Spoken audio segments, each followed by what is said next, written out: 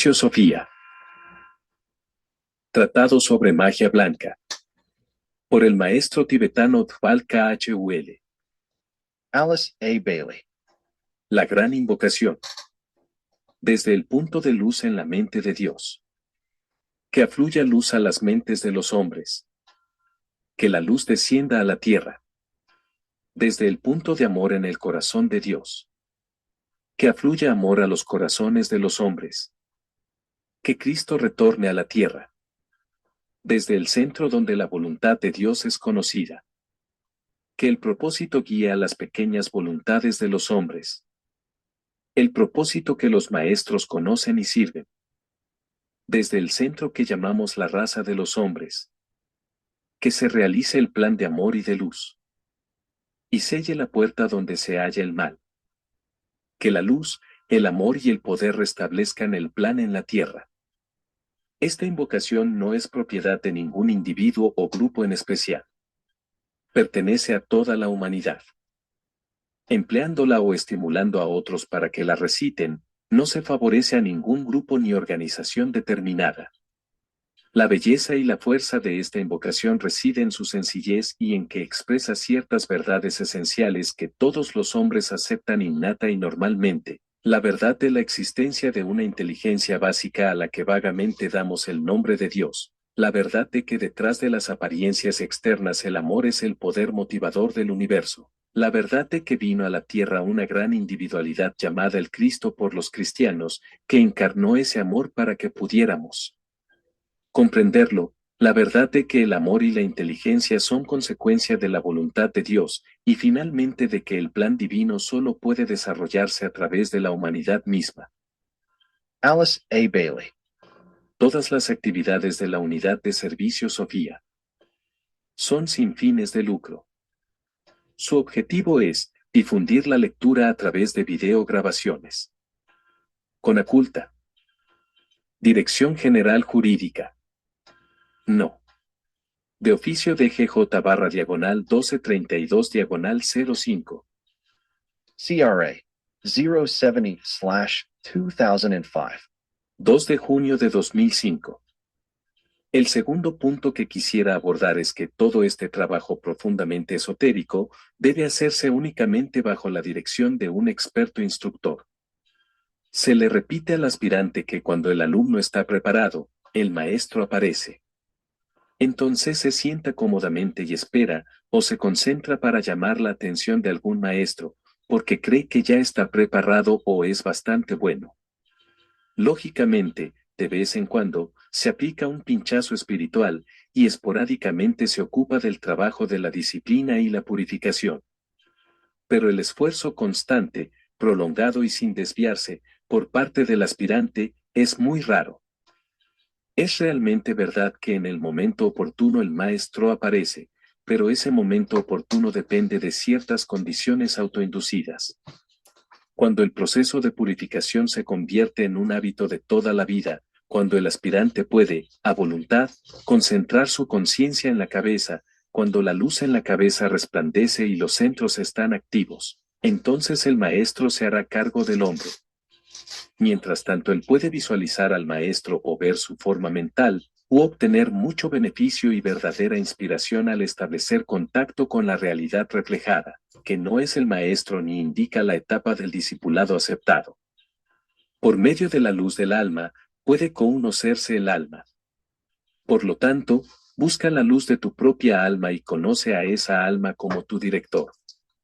Cuando se establezca el contacto con el alma, tu propia alma, si puedo expresarlo así, te presentará a tu maestro. Con la debida reverencia debería repetir nuevamente que el maestro no está ansioso por conocerte. En el mundo de las almas, tu alma y el alma del maestro están relacionadas y conocen la unidad esencial. Pero en el mundo de los asuntos humanos y en el proceso del gran trabajo, debería recordarse que cuando un maestro adopta a un aspirante en su grupo de discípulos, ese aspirante es, durante un largo tiempo, una responsabilidad y frecuentemente un obstáculo. Los estudiantes a menudo se sobreestiman, aunque lo nieguen, Subjetivamente tienen una verdadera simpatía por sí mismos y con frecuencia se preocupan porque los grandes seres no les dan ningún signo, ni les indican su protección. No lo harán, ni necesitan hacerlo hasta que el aspirante haya utilizado plenamente el conocimiento que recibió de los instructores menores, de los libros y de las escrituras del mundo. Los estudiantes deben atender el deber inmediato, preparar su mecanismo para el servicio en el mundo y evitar pérdida de tiempo buscando un maestro. Deben tratar de lograr maestría donde actualmente son derrotados, y en la vida de servicio y esfuerzo podrán alcanzar un punto tal de completo olvido de sí mismos, que el maestro no tenga obstáculos en acercárseles. Por lo antedicho se evidencia que no puedo dar instrucciones específicas respecto al despertar de los centros, ni indicar cómo quemar la red etérica que libera la energía. Tal información es demasiado peligrosa y seductora para ponerla en manos del público en general, el cual está impulsado por el deseo de algo nuevo y carece del correcto equilibrio y del desarrollo mental necesario. Sin embargo, ha llegado el momento en que todo el mundo debe reconocer el hecho de que existe un cuerpo de energía subyacente en el sistema nervioso, que la naturaleza de los 7 centros, su estructura y ubicación, debería ser comprendida técnicamente, y que las leyes de su desenvolvimiento deben ser ampliamente conocidas. Pero no puede darse nada más que esto. La naturaleza intrincada de esta ciencia de los centros es demasiado grande para ser de utilidad general. La enseñanza a impartirse en cualquier caso particular y los métodos a aplicarse dependen de muchos factores para que puedan darse instrucciones y una regla general. Deben considerarse el rayo y el tipo, el sexo y el grado de evolución, y también el equilibrio de los centros. Con esto quiero significar que es necesario considerar el desarrollo excesivo en un caso y el escaso desarrollo en otro, si tienen preponderancia las fuerzas de abajo o de arriba del diafragma, o si la principal energía está concentrada en esa distribuidora central, el plexo solar. Deben ser estudiadas la cualidad y brillantez de la luz en la cabeza, porque indican la medida de control del alma, y deben ser cuidadosamente tratadas la relativa pureza de los vehículos y las diferentes redes etéricas, como también el grado de vibración de la red y del centro. Deberá establecerse una sincronización, y esto es muy difícil de realizar. Estos son algunos puntos que el instructor debe observar y, por lo tanto, es evidente que solo un instructor que haya logrado visión sintética y pueda ver a un hombre en su totalidad, o como realmente es, podrá dar esas instrucciones que invierten el antiguo ritmo de los centros, destruyen sin dolor ni peligro las envolturas protectoras y elevan el fuego kundalini desde la base de la columna vertebral hasta la salida de la cabeza. El estudiante encuentra estos instructores cuando ha llevado adelante el trabajo de su vida bajo la dirección del alma, cuando ha captado la teoría de la ciencia de los centros y ha dominado y controlado la naturaleza astral y su correspondiente centro, el plexo solar. El énfasis puesto por el cristianismo sobre el dominio del principio crístico ha colocado un fundamento seguro para el trabajo a efectuarse. Esta verdad está singularmente verificada en un estudio sobre el número 8 que, en conexión con los centros, según se ha dicho, es el número de Cristo. Hay 8 centros contando el vaso, todos múltiplos de 8, con excepción del centro en la base de la columna vertebral que tiene 4 pétalos, la mitad de 8. En nuestros días y a la manera anglosajona de escribir, el número 8 es el símbolo fundamental de todos los centros, porque los pétalos están formados por 8 sobrepuestos. La palabra pétalo es puramente gráfica y un centro se forma sobre este modelo. Primero, un círculo, o, luego 2 círculos, tocándose uno y otro, formando por lo tanto un 8.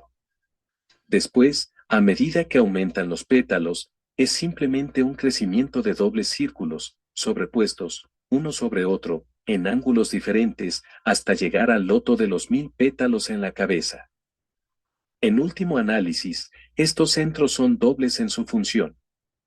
Demuestran el aspecto constructor de forma de la divinidad, y mediante su actividad llevan a la manifestación la forma externa. Luego hacia el final del ciclo evolutivo tanto en el macro como en el microcosmos traen a la expresión la fuerza del alma y de la vida y originan la encarnación de un Hijo de Dios completamente revelado, con todos los poderes y el conocimiento contenidos en la divinidad. Regla 15. Los fuegos se acercan a la sombra, sin embargo no la queman. La envoltura del fuego se ha terminado de construir. Que el mago entone las palabras que fusionan el fuego y el agua. El sentido esotérico.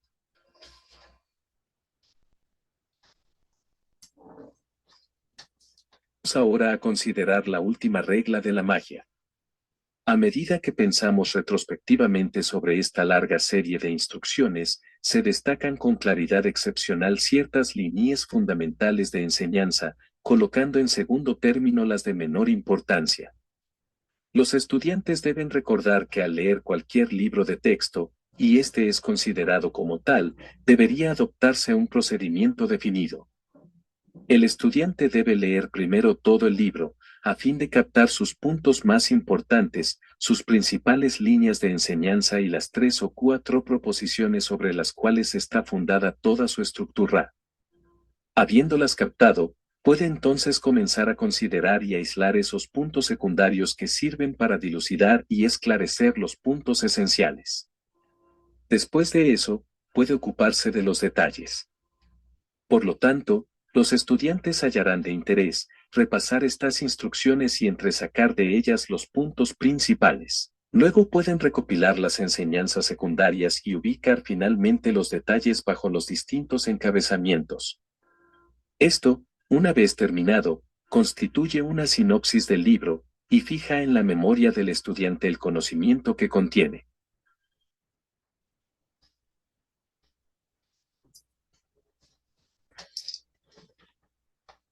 Las principales enseñanzas que puede verse en todas las instrucciones de carácter realmente esotérico concierne a la actitud del estudiante de ocultismo. Se supone que trata con causas subjetivas y esotéricas, pues su propósito es trabajar en magia blanca. Por eso debe asumir y mantener firmemente la posición del observador, separado del mecanismo de observación y contacto, reconocerse a sí mismo como una entidad esencialmente espiritual, cuya naturaleza, objetivos y métodos de trabajo son distintos de los cuerpos que considera inteligente ocuparlos temporariamente y emplearlos. Debe comprender su unidad y líneas de contacto con todos los trabajadores similares y así llegar a un conocimiento consciente de su posición en la jerarquía espiritual de seres.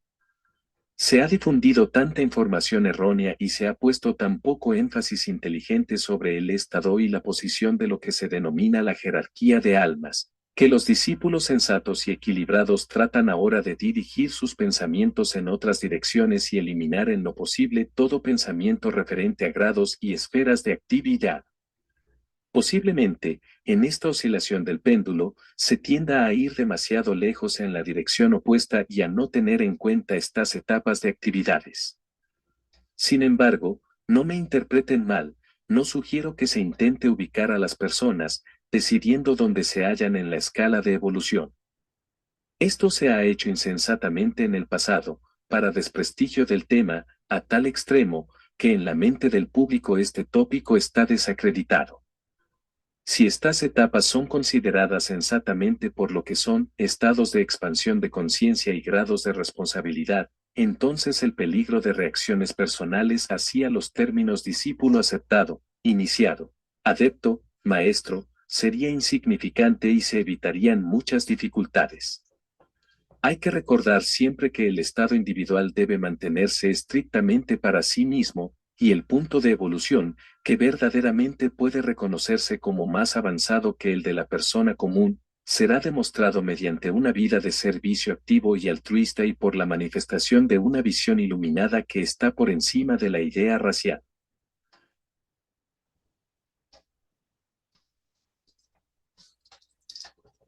Reunir hoy al nuevo grupo de trabajadores del mundo debe tenerse gran precaución. Cada trabajador es solo responsable de sí mismo, de su servicio y de nadie más. Es prudente medir y tener una idea aproximada del estado evolutivo, no basándose en pretensiones sino en el trabajo efectuado y en el amor y la sabiduría demostrados. El fallo debe fundarse sobre un conocimiento evidente del plan, A medida que se desarrolla en una inteligente formulación del próximo paso para la raza humana, en un sentido esotérico manifestado y en una influencia o poder áurico, amplio, constructivo e incluyente.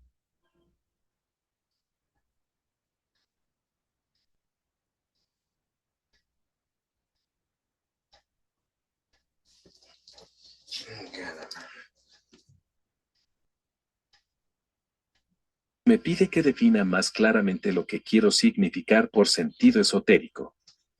Significa, esencialmente, la capacidad de vivir y funcionar subjetivamente, poseer el constante contacto interno con el alma y el mundo en que se encuentra, y esto debe efectuarse en forma subjetiva a través del amor, demostrado activamente, de la sabiduría, constantemente difundida, y de esa capacidad de incluir e identificarse uno mismo con todo lo que respira y siente, una de las características sobresalientes de todo verdadero hijo de Dios. Por lo tanto, quiero significar que se debe mantener una actitud mental interna que puede ser orientada a voluntad en cualquier dirección.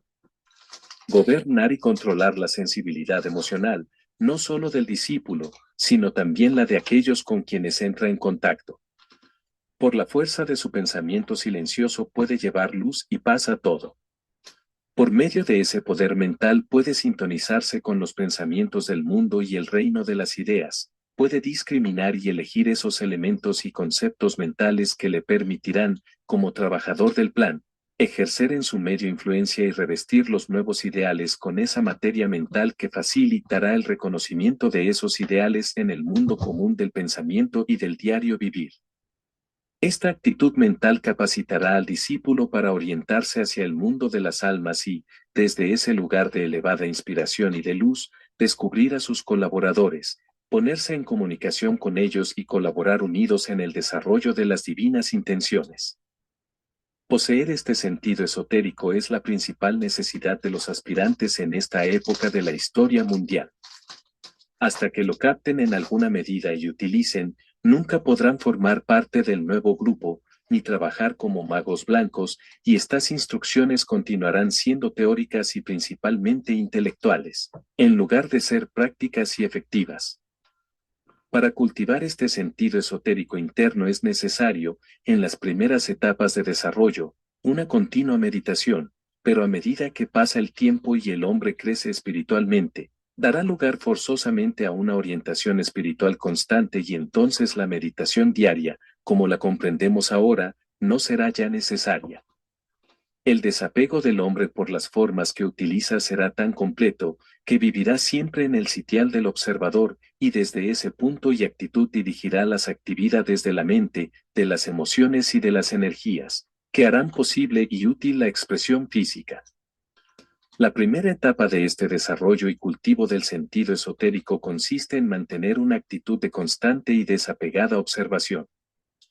El nuevo grupo de trabajadores del mundo bien puede ser considerado, en las filas externas, como un cuerpo de observadores entrenados y organizados. Dividiré al grupo en tres, haciéndolo con el fin de que los aspirantes y chelas de todo el mundo sean guiados en su conocimiento respecto al punto donde se hallan individualmente y puedan, con toda sinceridad y verdad, empezar a trabajar inteligentemente. Así serán ayudados a conocer el lugar que les corresponde. Primero, existen los observadores organizados. Estos aspirantes aprenden a hacer dos cosas: practicar ese desapego que los capacitará para vivir como almas en el mundo de los asuntos cotidianos y comprender el verdadero significado de las palabras, trabajar sin apegos. Segundo, están además aquellos estudiantes de los asuntos mundiales en uno de los 7 sectores, a los cuales me referí anteriormente al llamar la atención del mundo sobre el nuevo grupo. Estudian los signos de los tiempos. Investigan el gran drama de la historia a fin de descubrir su tendencia principal y expresar a todo el mundo académico y a los pensadores de la raza lo que ven y comprenden. A lo largo de toda la historia humana corre un triple hilo, y en la interacción de estos tres hilos se encuentra la historia de la evolución. Un hilo guía los pensamientos del hombre mientras éste se ocupa de desarrollar el aspecto forma de las tendencias raciales, y muestra que las formas de las razas, de los países, de la fauna y la flora de nuestra vida planetaria, han ido, sin desviarse, paralelamente a las necesidades de los hijos de Dios que emergen lentamente. El segundo hilo nos lleva a una comprensión del desarrollo de la conciencia, e indica la emergente etapa que va desde la percepción instintiva a la intelectual, y de allí a la iluminación intuitiva, meta actual de la conciencia. El tercer hilo concierne al plan mismo, y aquí entramos en el reino de lo verdaderamente desconocido. ¿Qué es el plan y cuál su meta? Es aún totalmente incomprendido, excepto por los adeptos más elevados y los hijos de Dios más excelsos. Hasta que la mente iluminada o el poder de la respuesta intuitiva estén desarrollados en la familia humana, no podremos captar los conceptos básicos que se encuentran en la mente misma de Dios. Hasta no haber escalado el punto más elevado del monte de la iniciación, es imposible visualizar la tierra prometida.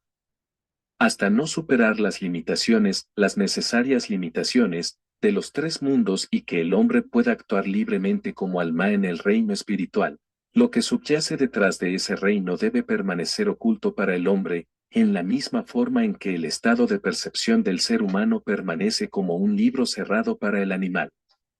Esta es una lección saludable y necesaria que todo discípulo debería captar.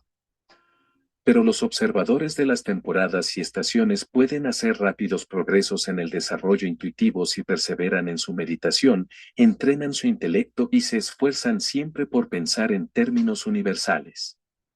Que observen la historia retrospectivamente como parte de la emergente preparación que va a inaugurar el futuro. Que eleven su ánimo en el reconocimiento de que el reino de las almas se está convirtiendo paulatinamente en un fenómeno del plano físico, hablo, acaso, paradójicamente, y será reconocido eventualmente como un reino de la naturaleza y considerado así por los hombres de ciencia antes de pasar 2 siglos. Estos observadores organizados forman el círculo externo del nuevo grupo y su nota clave es la síntesis, la eliminación de cosas no esenciales y la organización del conocimiento humano. Al trabajar en muchos campos de la percepción humana, se los distingue por un espíritu sin sectarismos, por la capacidad de ocuparse de las esencialidades fundamentales y de vincular los diversos campos de la investigación humana en un todo organizado y unificado. Segundo, el siguiente sector del nuevo grupo de trabajadores del mundo corresponde a los comunicadores telepáticos. Estos son muy pocos y se distinguen por su relativamente estrecha e interna relación. Son principalmente un grupo de enlace o puente. Son extraídos del círculo esotérico de los observadores organizados, pero con un alcance más amplio de servicio, porque trabajan en forma más esotérica. Están en contacto entre sí con los observadores organizados, y también con el grupo de hombres y mujeres que se hallan en el mismo centro o corazón del grupo mundial. Su trabajo es triple y muy difícil. Deben cultivar constantemente el desapego, característica del alma que se conoce a sí misma. Continuamente obtienen el conocimiento y la información acumulada de los observadores organizados, adaptándolos a las necesidades mundiales y difundiéndolos como enseñanza. Trabajan en forma efectiva, pero siempre tras la escena, y aunque pueden ser conocidos en el mundo en esta etapa primitiva del trabajo del nuevo grupo, y reconocidos como instructores, escritores y trabajadores, posteriormente irán retrocediendo cada vez más hasta el trasfondo y trabajarán a través del círculo externo. Ellos los inspirarán y pondrán acrecentada responsabilidad sobre sus hombros. Fomentarán el desarrollo del intercambio telepático en el mundo y así tejerán ese cordón que con el tiempo eliminará la actual separación entre lo visible y lo invisible y hará posible el nuevo mundo, donde será abolida la muerte tal como la conocemos y se establecerá un entrenamiento universal en la continuidad de la conciencia grupal. Por eso se acentúa el entrenamiento de la sensibilidad telepática de los miembros de este sector del nuevo grupo. A los miembros de este segundo círculo de trabajadores se les enseña a desarrollar la sensibilidad en 3 direcciones, hacia los pensamientos de los hombres en encarnación física, hacia la mente de quienes han pasado al más allá y aún se hallan en cuerpos mentales y, tercero, hacia el grupo de seres espirituales que son los custodios del proceso evolutivo, a través de cuyas manos pasan constantemente los tres hilos de la vida en desarrollo. Su tarea es excesivamente difícil, más difícil que la del primer grupo, y más aún que la del último, porque carece todavía de ciertos poderes y experiencia necesaria. Su centro de conciencia es la intuición y no el intelecto sintetizador, y su estado de percepción es amplio e incluyente. Pueden sufrir más que la mayoría, pues la mayor parte de los que se encuentran en esta etapa son muy sensibles a su propio bienestar y responden demasiado a las vibraciones emanadas del aspecto forma en los tres mundos. Su estado de desapego no es todavía completo. Sirven de puente, por lo tanto soportan infinidad de problemas y responden al dolor mundial. Ven demasiado, si puedo expresarlo así, pero aún no tienen el privilegio de visualizar con claridad la meta que se halla 200 años adelante. Perciben la necesidad actual.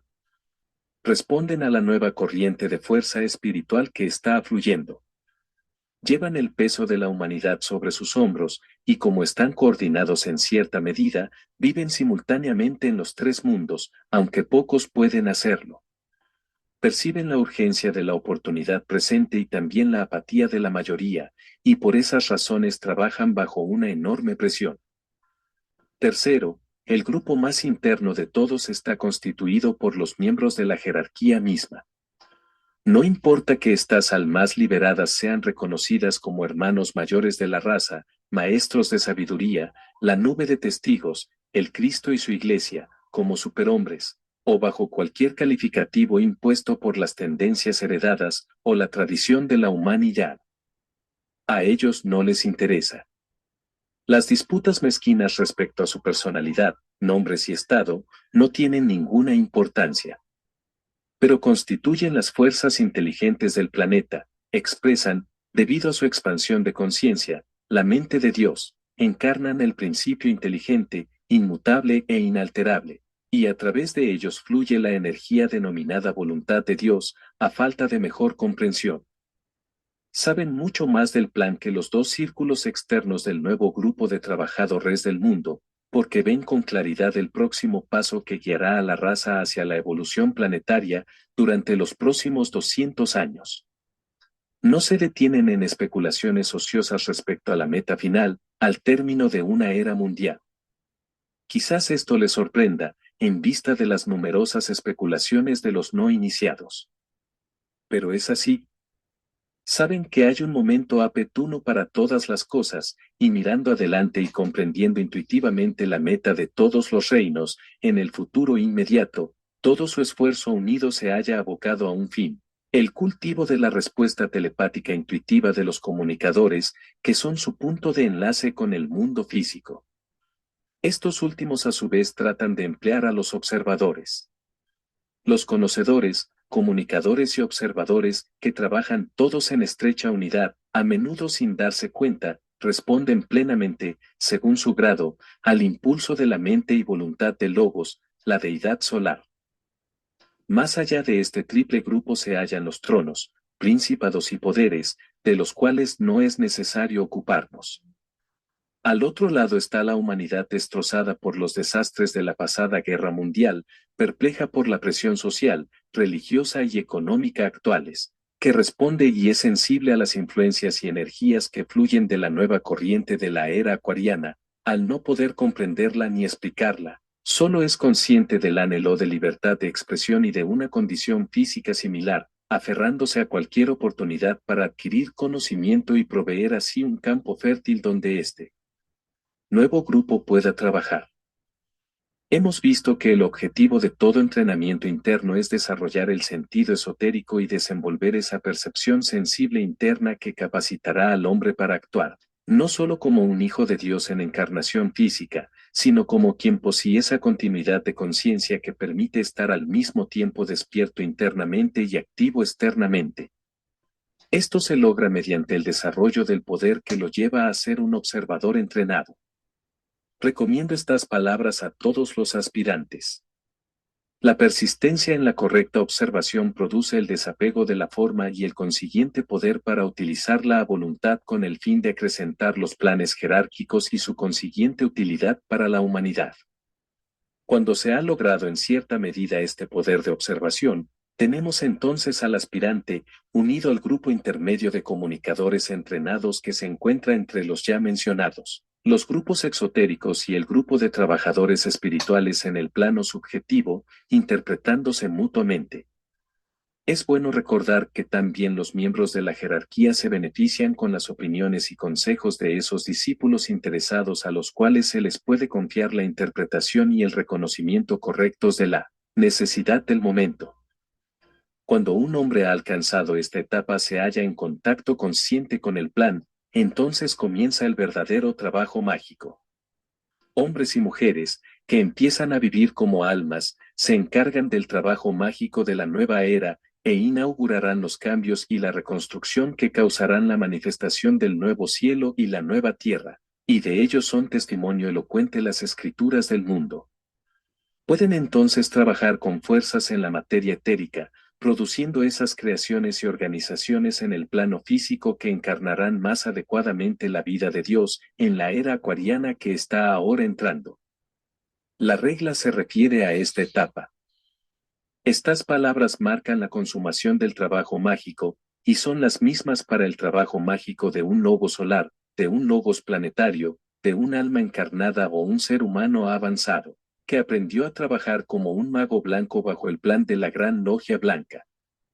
Se refieren, lógicamente, al trabajo de aquellos que a través de la realización intelectual, aprendieron a trabajar como magos, pero sobre el aspecto negro. Porque para los dos grupos rigen las mismas reglas del trabajo mágico, aunque difiere el impulso motivador. Con el trabajo del mago negro nada tenemos que hacer. Lo que ellos hacen es muy poderoso aunque de efecto transitorio, empleando la palabra transitorio en su sentido psíquico. Pero estos efectos deben cesar a su debido tiempo y subordinarse a las demandas y al trabajo de los portadores de luz y de vida. La etapa de la sombra constituye el periodo nebuloso e incierto, previo a la manifestación densa y concreta. Aquí no se refiere a la sombra como la contraparte de la manifestación física del alma, sino a una de las etapas intermedias del proceso creador, es llamada técnicamente la etapa creciente y menguante de las nebulosas, y precede a la aparición más estabilizada y relativamente estática de la forma exotérica. En la formación de un sistema solar, esto es reconocido como un periodo preliminar y puede ser observado en el cielo estrellado. Indica la etapa en que el gran mago está en el proceso de llevar a cabo su trabajo. Él todavía no ha entonado esas místicas palabras o sonidos espirituales que producirán concreción y la aparición tangible de la forma. La doctrina secreta hace referencia a los tres fuegos, y estos se han utilizado antiguamente. El Vishnu Purana da a estos fuegos exactamente la misma nomenclatura extraída por HPB de los términos de la antigua escritura. Cuando el fuego eléctrico, el fuego solar y el fuego por fricción entran en conjunción, producen el manifestado macro y microcosmos, y a esta conjunción se refiere mi anterior libro tratado sobre fuego cósmico. Estos fuegos son esotéricamente un fuego, el cual produce como efecto, según la conciencia que lo testimonia, variadas etapas del desarrollo evolutivo, la esencia ígnea diferenciada. Esta esencia ígnea puede ser conocida como la vida misma o como la luz brillante del ser, o como la forma activa inherente a la sustancia específica, subyacente en todo fenómeno. En esta última regla para la magia, son considerados los fuegos de la materia misma que se acercan a la sombra, y como lo expresa simbólicamente el antiguo comentario se elevan desde la segunda oscuridad al llamado del espíritu de luz, y encuentran en su lugar asignado, aquello que los absorberá y elevará al punto ígneo, de donde vinieron los fuegos de luz viviente y vida radiante.